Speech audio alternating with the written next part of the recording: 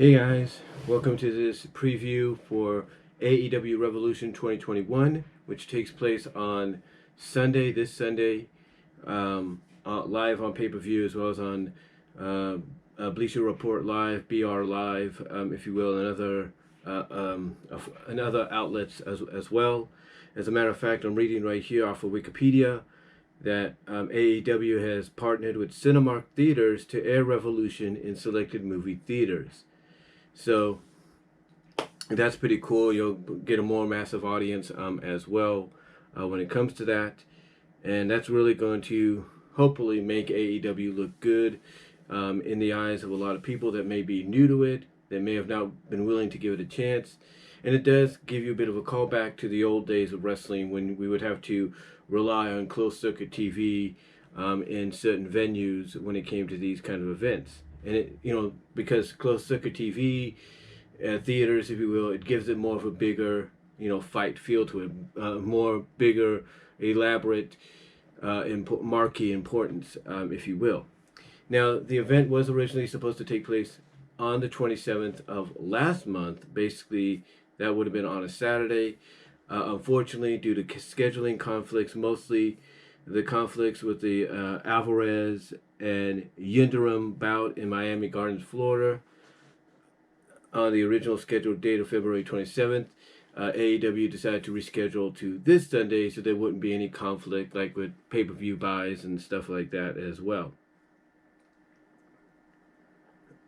Anyway, though, let's get on to the card itself. And it's a very stacked card. There's no doubt about it. It's a very stacked card. Let's talk about the pre-show match first. The Before the Bell match, obviously. That's what it's going to be. It's Riho and Thunder Rosa against Dr. Britt Baker, DMD, and Rebel.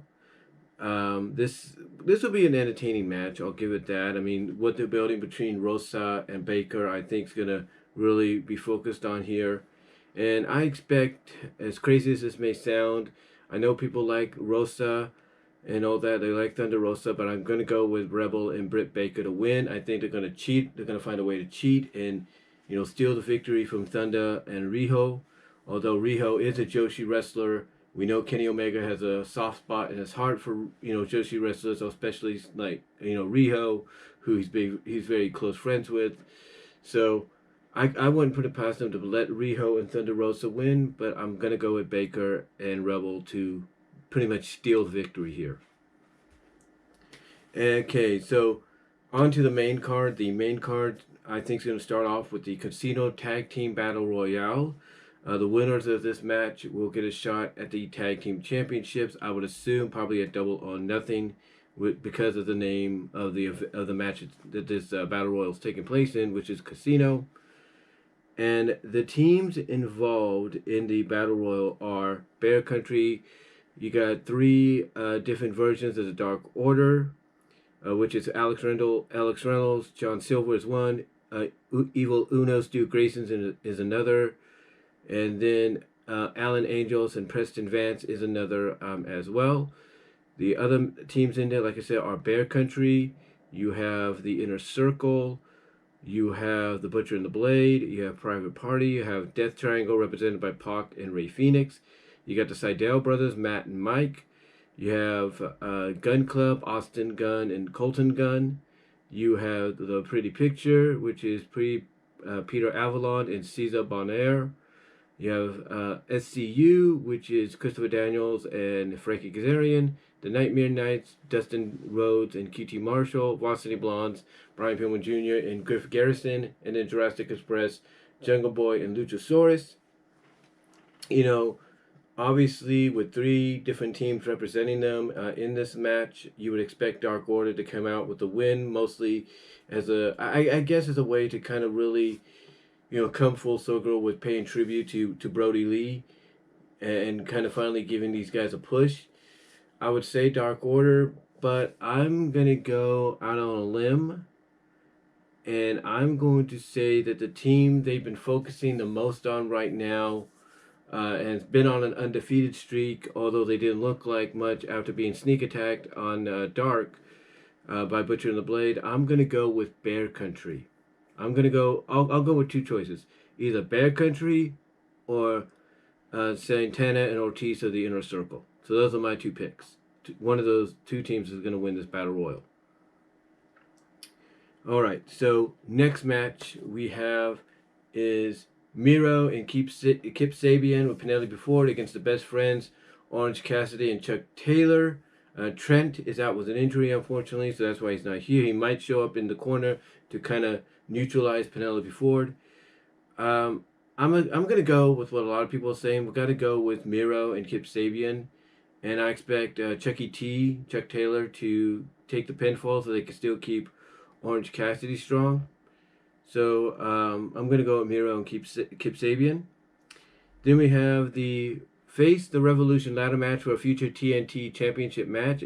We have Cody Rhodes, Scorpio Sky, Penta El Zero Miro, Lance Archer, Max Caster, and a potential new unknown name that could show up. A lot of people are thinking it could be the big signee people are talking about. This one's a toss-up because Lance Archer's got some momentum going on. You also want to, give it, maybe you also want to hope someone like Scorpio could get it so he can finally get an opportunity to shine. So, it's really interesting. It's a toss-up to me, but I'm going to go, I got three choices I got to go with. I got to go with Rhodes, which is obvious to a lot of people, Scorpio, or the Unknown. I got to go with one of those two. I like the other choices, the other people in this match, but I got to go with those three. Then we got Hangman Page against Big Money Matt Hardy. The stipulation is the winner receives the loser's 2021 first quarter earnings, thus dubbing it a big money match. This is a toss-up to me because I think Adam Page does need the victory.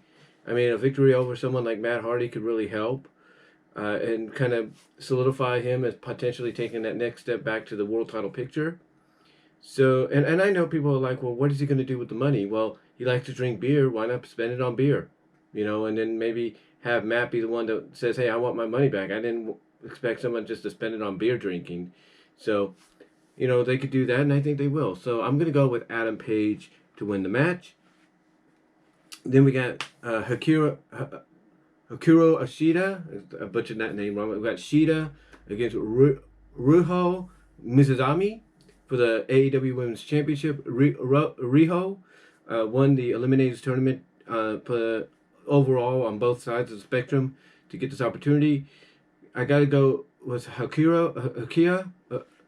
I got to go with Shida. Basically, I got to go with Shida to retain. So I think Shida is going to retain. It's going to be a stiff match. Both of, obviously, they know each other from the time in Japan. And they're both, strong women's Joshi wrestlers. Definitely going to go with Shida, though, to squeak out the victory. Then we got Team Taz, Brian Cage and Ricky Starks against Darby Allin and Sting in a street fight. It's still toss-up. It's still talked about whether or not this will be cinematic or this will actually be in the ring. I don't know exactly what direction they're going to go in, but either way, I'm definitely going with Sting and Darby Allin because I think what a lot of people are saying about this is true. Why would you want to bring Sting in, even though now he can go full-time? He's been cleared to go full-time again.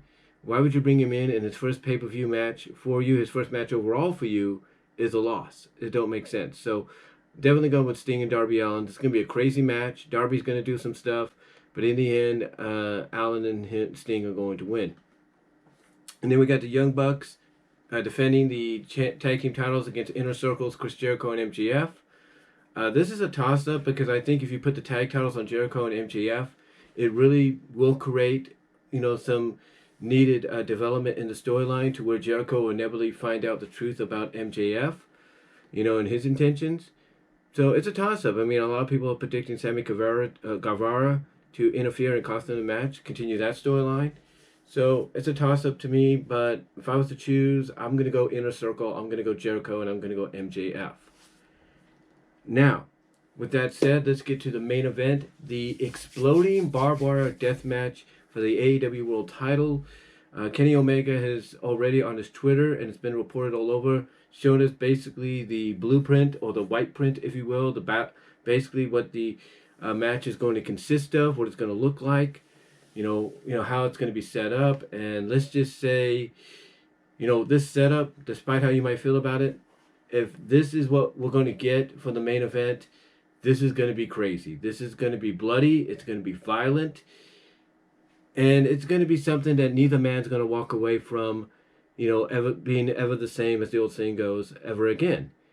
But the question is, who walks out with the title?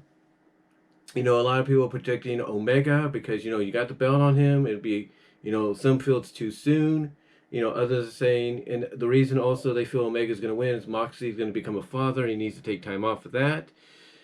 It's a toss-up to me. I mean, I could see him putting him back on Moxley because that would build into the storyline of Tony Khan showing Omega in storyline. Hey, I'm the boss.